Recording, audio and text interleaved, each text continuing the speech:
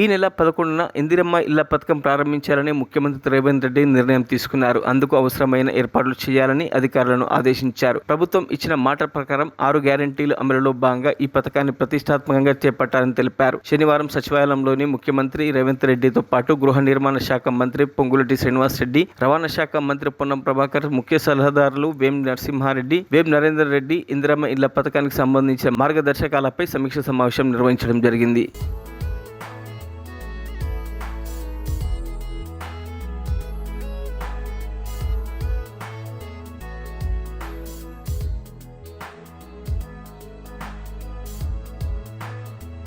మరిన్ని అప్డేట్స్ కోసం మా ఛానల్ని సబ్స్క్రైబ్ చేయండి.